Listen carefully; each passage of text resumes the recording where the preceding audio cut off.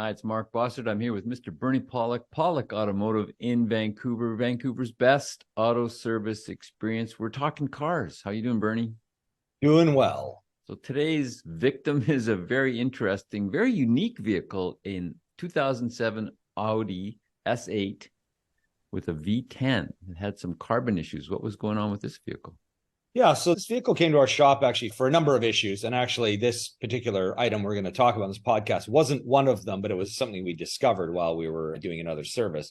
So one of the issues we found with the vehicle was an oil leak coming from the oil filter housing gaskets. To replace those gaskets or seals, we had to remove the intake manifold. And when we did, we found some severe carbon deposits on the intake valves, which, while we were there, required some service. So carbon deposits, what causes this? Well, there's a number of reasons. Of course, just the process of combusting fossil fuels, there's a lot of carbon. The deposits will develop in certain areas of the engine and the combustion chambers on the pistons and so on. So this vehicle uses a direct fuel injection system. So what happens is it directly injects the gasoline right into the cylinder. There's several ways to inject fuel. There used to be a throttle body injector, which is kind of like a carburetor that sat at the top of the intake manifold. Then a much better system, which is used on most vehicles for many years, is called port fuel injection, where the fuel injectors are in the intake manifold right on the port above the intake, just right at the edge of the cylinder head. It would inject the fuel just before the valve would suck it in. But what works better is actually direct injection. You can get lower emissions, better fuel economy, more horsepower by injecting the fuel directly into the engine like a diesel engine. So that's the direct injection system. The downside of it is carbon deposits form on the intake valves, and there's nothing to wash them away. The reason the carbon deposits get there is through the crankcase breather system. The crankcase breather system will circulate. It'll take the gases that escape past the pistons, and it'll recirculate it back in the engine and burn it up, because otherwise letting that stuff go out in the atmosphere is horrific. It's among the worst pollutants you can create.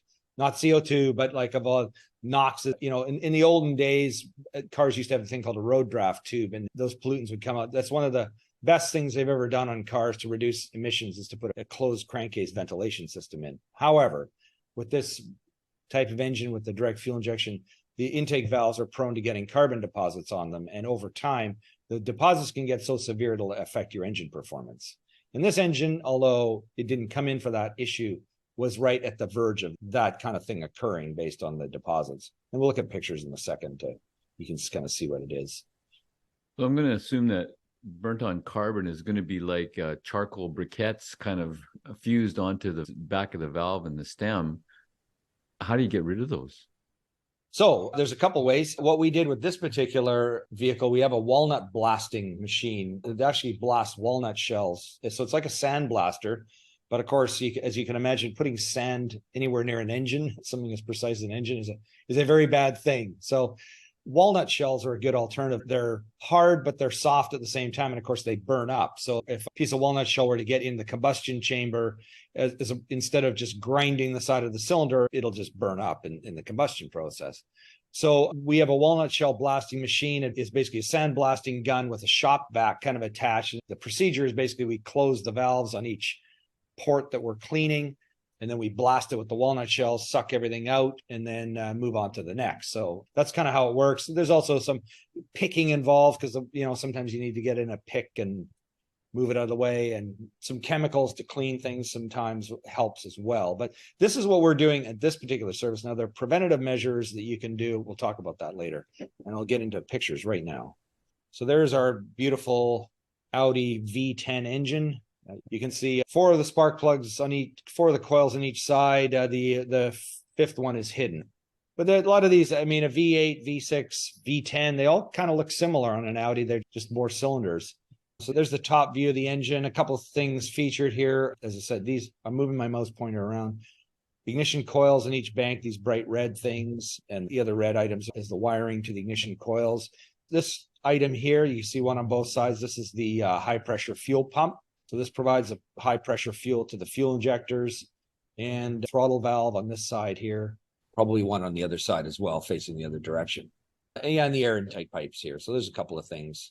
Oil filler cap there. So let's go a little further into our pictures. So this is a before picture. Now, I apologize. The quality is not fantastic. This is taken with my borescope camera, which is a fairly low very small. It looks great on our screen, but it's a pretty small picture capture. So move my mouse pointer around. That is the intake valve. Sort of somewhere in there. Yeah, it's somewhere in there. As you said, it looks like a charcoal briquette. I mean, this just looks like the inside of a barbecue that's been, that hasn't been cleaned for about 10 years.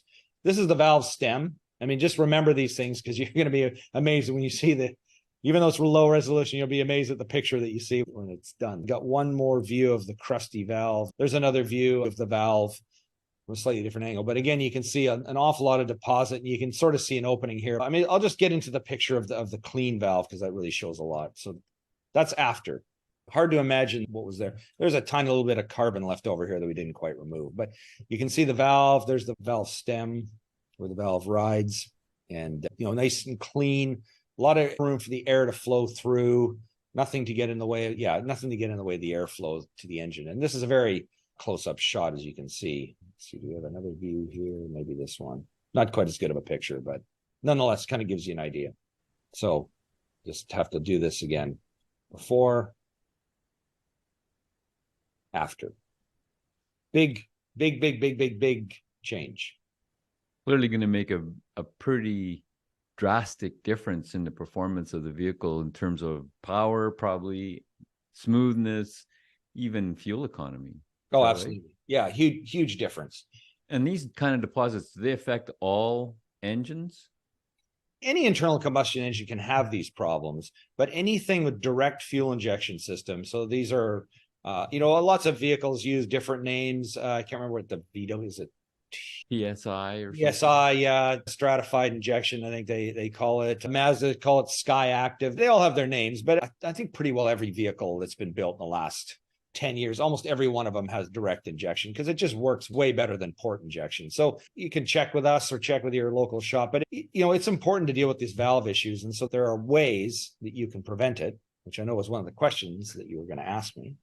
So how do you prevent it? Yeah. So there's several things. First of all, change your oil regularly. And that is, depending on the maintenance schedule, probably more often than the manufacturer suggests. I'm going to hammer on BMW, but they're often 24,000 kilometer oil change intervals, ridiculously way too long. You should change it probably 12,000, half as much. And the reason why is that over time, as that oil gets older, it's full of chemicals and combustion. The oil combustion byproducts, thanks, Mark. That's the word I was looking for. It just gets full of that. And so as the crankcase breather gases go through the intake system, it's just got more contaminants and more things that can stick onto the valves. So that's one thing that you do yourself a big favor. Change your oil at a decent interval.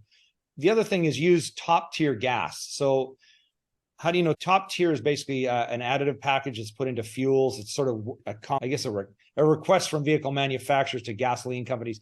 Put this stuff in the fuel and it'll prevent the deposits from forming. So it won't stop it entirely, but it keeps it down. And so top tier fuels, you'll find it at any branded gas station like Chevron or Esso or Exxon, depending on where you live.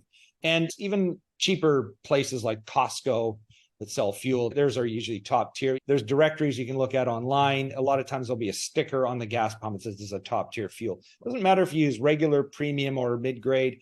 Top tier fuel all has the same additive package. So the only reason you want to use premium is not for better additives. You only want it for octane boosting capability.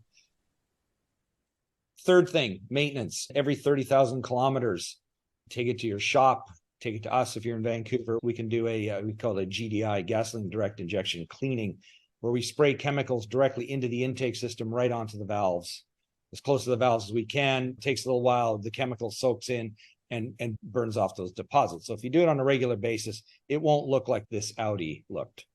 So those are some things. There are definitely things you can do to prevent this issue from happening. And it happens on, like I said, any vehicle with GDI, gasoline direct injection, which is most vehicles built in the last 10 years or older. I mean, this is an 07, this vehicle. So it's approaching 20 years. And yeah.